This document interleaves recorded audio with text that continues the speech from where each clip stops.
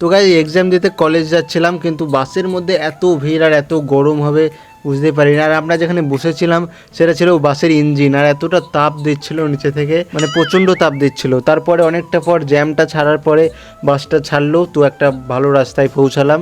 তো এখানটা একটা বড় রাস্তা পেয়েছিলাম, বেশ সুন্দরভাবেই যাচ্ছিলো। আর পাশে দেখতেই পাচ্ছ মানে জায়গাগুলো দেখার মতন, মানে যতই তাকাবে ততই শুধু মাঠ আর মাঠ, আর বেশ সুন্দর লাগছিল জায়গাটা। তারপর আমরা সেই কলেজের সামনে পৌঁছে যাই, তো এখানে একটা ঠান্ডা কিনে নিয়েছিলাম।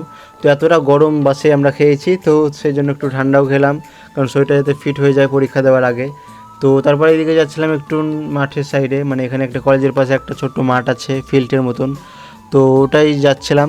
তো দেখতে পাচ্ছ এই জায়গাটা, তো এটা একটু ঠান্ডা জায়গা, তো এখানে বসবো, কারণ এখন কলেজের ভেতরে ঢুকতে দিচ্ছে না, তো টাইম না হলে তো দেবে না, সেই জন্যই এই সাইডে এলাম। তো তারপর দেখতে পাচ্ছ ফাইনালি কলেজে ঢুকে পড়েছে, আর এই হচ্ছে কলেজ, এটা হচ্ছে আমতলা কলেজ। তো চলো এখানে পরীক্ষাটা দিই, তারপর আবার দেখা হচ্ছে, ঠিক আছে। তো গাইজ অবশেষে আমাদের পরীক্ষা দেওয়া কমপ্লিট। তো এই দেখো এবার যাচ্ছি নিচের দিকে, তো এবার যেতে হবে আমাদের বাড়ি। আর এই হচ্ছে আমাদের সেই কলেজটা, আমতলা কলেজ এটা।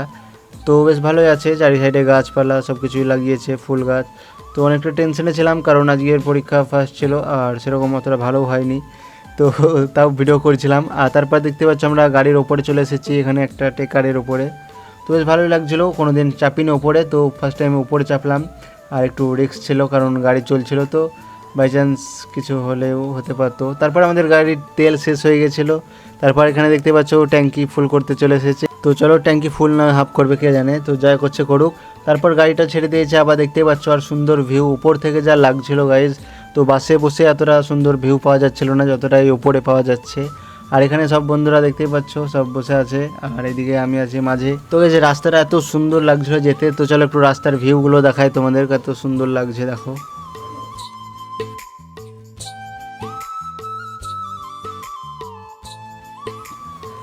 আর এখানে দেখতে পাচ্ছ গাইজ আম কাটছে, তো আমটা কোথায় পেলো তুমিও শুনলে হাসবে। তো এই গাড়ির উপরে ক্যারেট ছিল, কেউ যাই হোক আম পাঠিয়েছিল অনেক, তো ওখান থেকে একটা চুরি করে নিয়েছে, তারপরে কাটছে দেখতেই পাচ্ছ।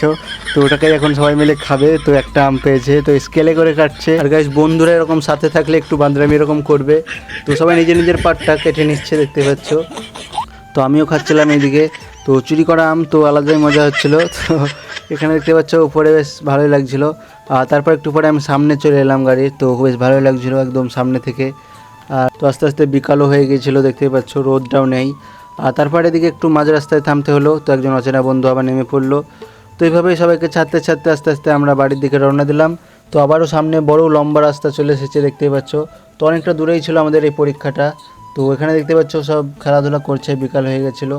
আর এখানে একটা সুন্দর বেশ মরা গাছ ছিল, আমি একটু শ্যুট করে নিয়েছি। আর ফাইনালি আমাদের এটা হচ্ছে বেলডাঙ্গার পৌরসভা গেট, দেখতেই পাচ্ছ। তো এটা যে আমাদের বেলডাঙ্গা ঢুকলেই গেটটা পড়বে সবার প্রথমে।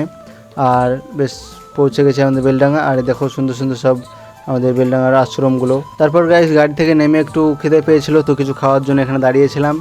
আর এখানে আমার চুলগুলোর অবস্থা দেখতেই পাচ্ছ, একদম হাওয়ায় উড়ে উড়ে একদম ফেটে গেছে পুরো। তো তারপরে এখানে ভাবছিলাম একটু ছোলা মাখানি খাবো, তো ছোলা সিদ্ধ ছোলা, তো কাকুটা মাখাচ্ছিল দেখতেই পাচ্ছ। তো মাখানো হয়ে গেছে, তো এবার আমাদের দিচ্ছে ছোলা মাখানি, তো সিদ্ধ ছোলা। তো বেশ ভালোই লাগছিলো, এটা খেতে এমনিতে ভালো লাগে। তো আমরা নিয়ে নিচ্ছি, 3জন ছিলাম দেখতে পাচ্ছ। আর এটা খাওয়ার পরে আবার আমাদের আর একটু খিদে পেয়েছিল, তারপর আবার নিয়েছি মুড়ি। তো মুড়ি মাখানো খেতে খেতে আমাদের ব্লগটা শেষ করছি, দেখা হচ্ছে না একটা ভিডিওতে। তো বাই বাই, টেক কেয়ার।